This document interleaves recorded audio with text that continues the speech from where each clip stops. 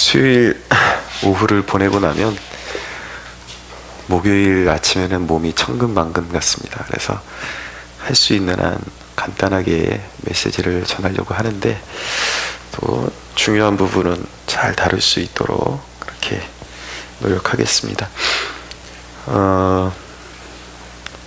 신앙의 성숙이라는 것은 기도의 성숙함과 아주 밀접한 관계가 있습니다. 주님의 기도를 우리가 관찰하게 되면 신앙이 성숙해진다라는 거, 기도가 무르익어 간다라는 거, 그것이 무슨 뜻인지 알게 됩니다. 39절에 보면 조금 나아가사 얼굴을 땅에 대시고 엎드려 기도하여 이르시되 내 아버지여 만일 할만하시거든 이 잔을 내게서 지나가게 하옵소서. 그러나 나의 원대로 맛이 없고 아버지의 원대로 하옵소서 라고 말씀하고 있습니다. 전적으로 아버지의 뜻에 맞춰서 순종하기로 결단하는 기도.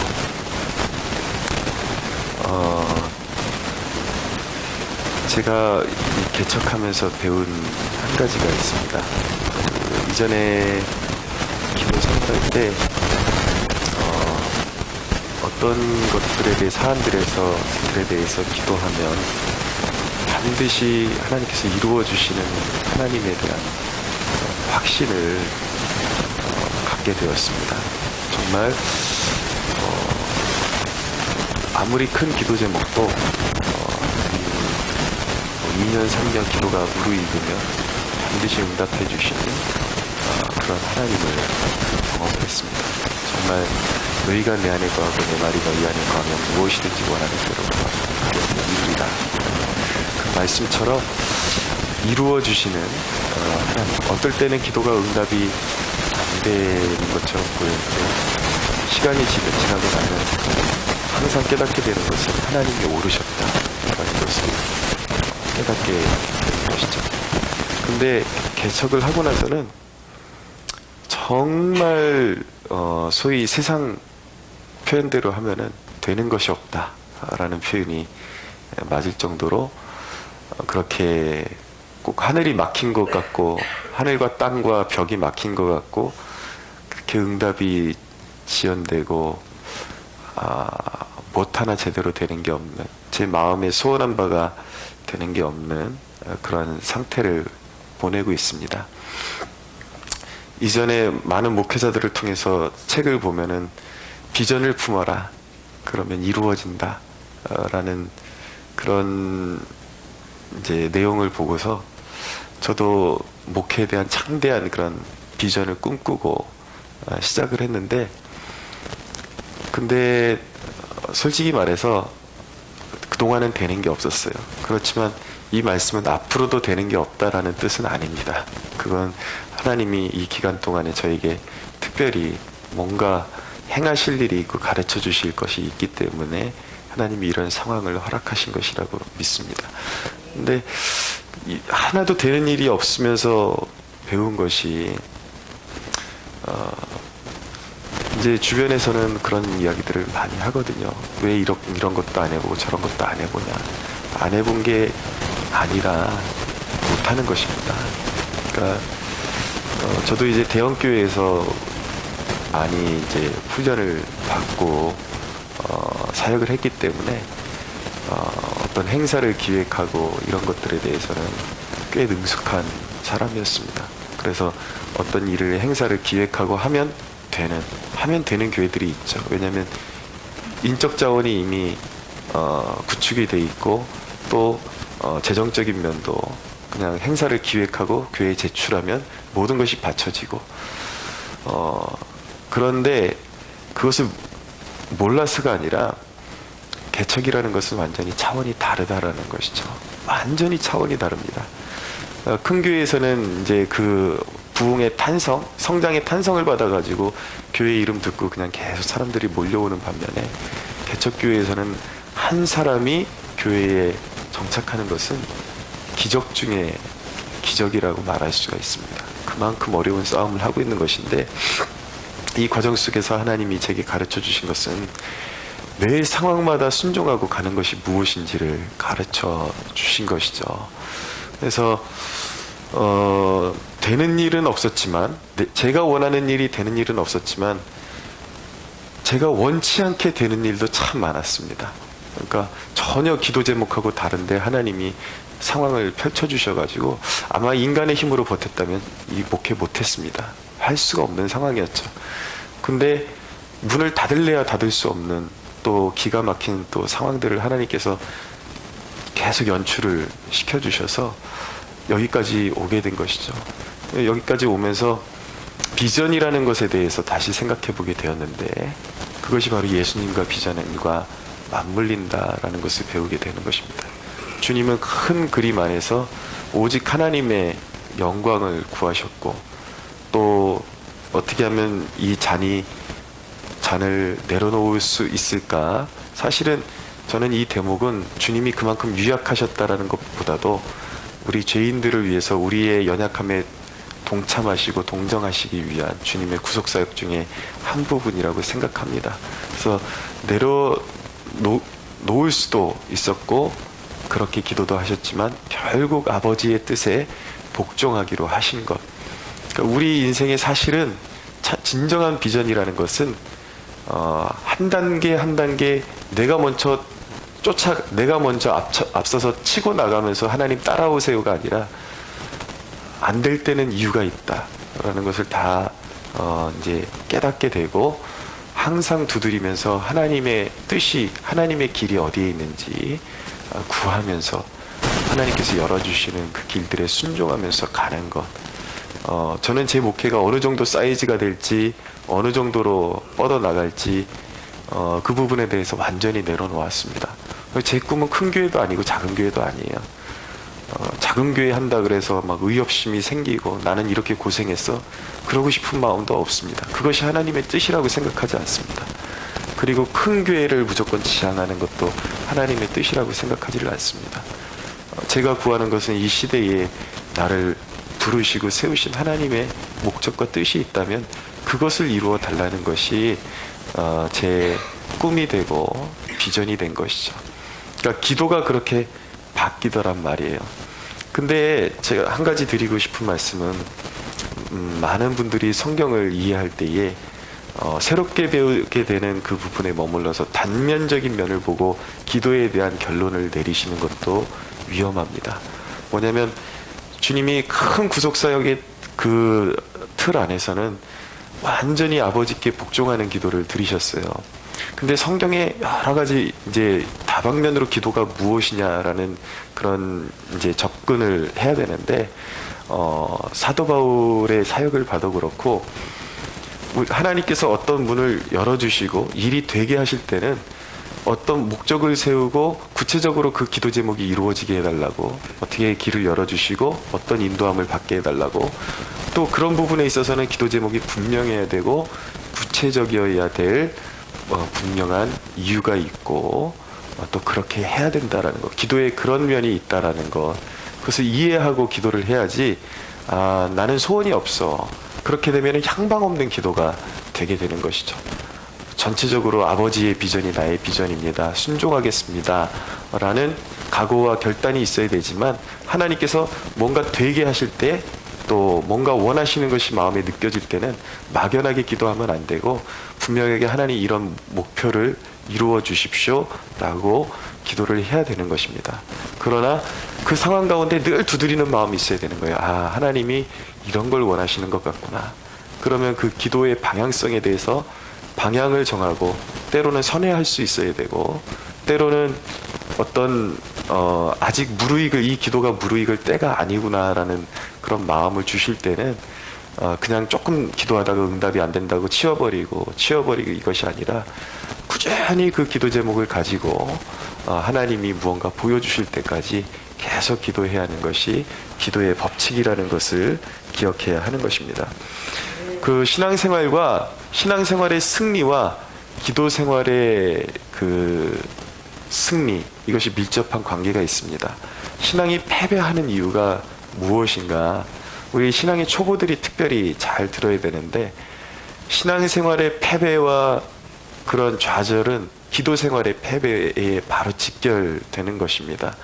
기도 생활에 재미를 들이지 못하면 그 신앙은 무기력하거나 열매 맺지 못하거나 반드시 주저앉게 되어 있습니다. 많은 사람들이 초반에 기도에 대한 열의를 가지고 새벽 기도도 나오고 때로는 수요 기도에 금요 기도에 교회마다 처지가 다르겠지만 나온단 말이에요. 조금 있으면 사라져요. 대부분 그런 이유는 무엇이냐면 기도의 재미를 느끼지 못해서 그렇습니다. 한번 뚫어본 적이 없는 거예요. 이 기도가 이렇게 뚫린다라는 느낌이 있거든요. 근데 오늘 제자들이 계속해서 기도에 패배하는 이유는 무엇이냐면 40절에 보면 제자들에게 오사 그 자는 것을 보시고 베드로에게 말씀하시되 너희가 나와 함께 1시간도 이렇게 깨어있을 수 없었냐. 계속 조는 거예요. 그리고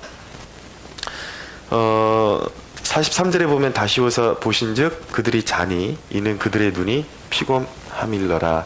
그러니까 목회자가 기도에 대해서 지도해 줄 때 아주 사소한 것도 잘 귀담아 들을 수가 있어야 돼요. 왜 개인 기도 할 때도 목소리를 내서 크게 기도하라고 자꾸 주문을 하냐면 이 개인 기도라는 것은 험난한 영적인 싸움입니다. 근데 기도에 이제 그 자신감이 없다 그래서 자꾸 이렇게 그냥 침묵으로 앉아 있다가 돌아가는 습관을 들이게 되면은 피곤함이 계속 몰려옵니다. 그럼 그 피곤함에 한번 눌리기 시작하면 계속 눌려버려요. 그러면 기도에 어떤 체험이 생기지를 않으니까 재미가 없습니다. 눌려버리죠. 그 피곤함이라는 것이 우리가 전날 정말 무리한 일을 했을 때에는 어쩌다 한 번씩은 진짜 육체의 그 피곤함에 자연스럽게 우리가 이렇게 눌릴 때가 있는데 그것이 아니라 영적으로 눌릴 때가 있다는 걸 굉장히 조심하셔야 돼요. 피곤이 앉기만 하면 피곤이 몰려오고 앉기만 하면 어떤 그런 잠에 눌리는 것. 예배 때도 마찬가지거든요. 이거는 악한 영의 역사일 가능성이 굉장히 큰 거예요. 그러면 기도에 꽃을 피워보지 못하고 그냥 피곤에 눌려 있다가 이게 무슨 기도의 재미가 하나도 없고 기도에서 무슨 응답받는다라는 건 나는 확신도 못하겠고 이렇게 이제 피곤에 눌려 있다가 어느 날 그 사람이 사라져 버리면 그 사람은 다시 기도로 복귀하기가 굉장히 힘듭니다. 그러면 결국 어떻게 되는가? 기도가 없다라는 것은 결국 그의 신앙의 인생에 열매가 없다라는 것과 직결되는 것입니다. 그렇기 때문에 피곤을 이기는 기도, 그것이 굉장히 중요해요. 주님이 신앙에 승리하고 부활의 영광을 얻으셨을 수밖에 없었던 이유는 바로 기도에 승리하셨기 때문입니다. 그분은 예수님은 분명한 것은 그분이 주님이시고 그분이 성자 하나님이신데 기도하실 때 어떻게 해야 되는지 분명하게 보여주셨어요. 그분은 기도하실 때 전심으로 기도하셨습니다. 졸릴 틈이 없도록 그렇게 기도하신 거예요.